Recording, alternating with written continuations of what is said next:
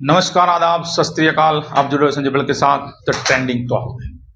जिस इंसान ने भारत को आजादी के बाद टूटने से बचाया, जिसने हर मजहब, हर भाषा, हर सोच को एक संविधान में पिरोया, जिसने युद्ध से थके हुए देश को स्कूल, विज्ञान और लोकतंत्र की दिशा में मोड़ दिया, उसे आज हम सिर्फ एक वंशवादी नेता कहकर भूल रहे हैं। आज नेहरू की पुण्यतिथि है, पर क्या हम सच में जानते हैं कि इन नेहरू कौन थे और उन्होंने देश को क्या दिया? उनकी आलोचना की हमने, और आलोचना करना भी चाहिए, हुई है। राजनीतिक पॉलिटिकल आदमी थे तो वो होगी और होती भी है। जब भारत आजाद हुआ लेकिन बिखरा हुआ था। 1947 में भारत आजाद तो हुआ लेकिन एक गहरे जख्म के साथ। पाकिस्तान का जन्म, लाखों की जानें, करोड़ों विस्थापित लोग, जहां भी देखो लाशें बिखरी पड़ी थी, पूरा देश टूटा फूटा था।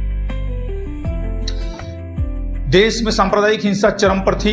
नेहरू ने तब सिर्फ प्रधानमंत्री की कुर्सी नहीं संभाली थी, उन्होंने देश की आत्मा को जोड़ा था। जब गांधी जी नोआखाली के दंगों को शांत कर रहे थे, तब नेहरू दिल्ली की गलियों में पुलिस की नहीं, इंसानियत की तैनाती कर रहे थे। क्या आप जानते हैं कि पंडित नेहरू के पास प्राइवेट प्रॉपर्टी थी या नहीं? उनके पास प्राइवेट प्रॉपर्टी थी, आनंद भवन, आपको याद होगा, आपने देखा होगा, शायद मुलाकात भी की होगी। उन्होंने उस घर को भारत के नाम कर दिया।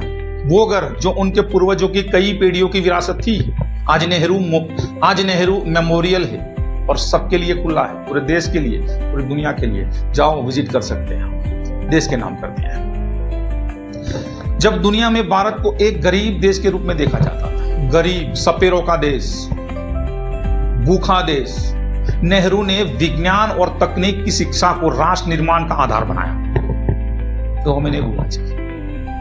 आपको याद होगा, IIT, ISRO, DRDO, Bhabha atomics research centre, AIIMS, UGC, ये सब नेहरू की दिमाग की उपज है मित्रों।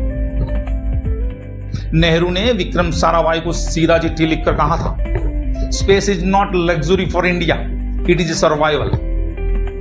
ये चिट्ठी विक्रम साराभाई को नेहरू जी ने लिखी थी। ये उनकी सोच का नतीजा है।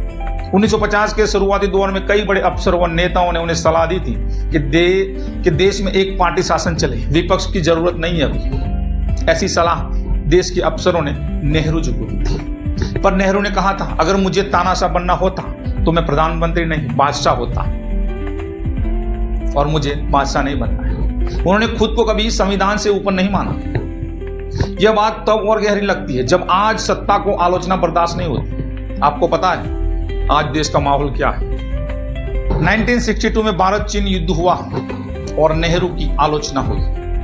भारत बुरी तरह हारा, और वो नारा आपको याद होगा, हिंदी चीनी बाय बाय वाला, वो नेहरू जी ने दिया था। पर क्या आप जानते हैं, उसी दौरान उन्होंने जनरल थिमैया की बगावत की कोशिशों को सख्ती से रोका। जनरल थिमैया की, उनका साथ मानना था जनरल थिमैया का, सेना सरकार के अधीन है, न कि सरकार सेना के अधीन। यह सोच आज के दौर में कितनी प्रासंगिक है, जब दुनिया में सैन्य राष्ट्रवाद का उभार हो रहा है। अपने पड़ोसी देश पाकिस्तान में ही देख लो, वहां सरकार सेना के अधीन आती और सेना ही सरकार बनाती, सेना ही चुनाव कराती और सर्वोपरि सेना है। जब चाहे मार्शल लॉ लग जाता है। नेहरू का भारत न मुस्लिम भारत था, न हिंदू भारत था, न कोई हिंदी बेल्ट का भारत। वो भारत तमिल से लेकर कश्मीर तक, बंगाल से लेकर मराठी तक एक विचार में बंधा था। उन्होंने संविधान में धर्मनिरपेक्षता और अल्पसंख्यकों की सुरक्षा को कोई कृपा नहीं बल्कि कर्तव्य माना था। अब बात करते हैं मित्रों नेहरू की वसीयत, जो आज भी पढ़ी जानी चाहिए। नेहरू ने अपनी वसीयत 1954 में ही लिख दी थी। उन्होंने कहा था, मेरी राख गंगा में बहा दी जाए, क्योंकि भारत की आत्मा है गंगा।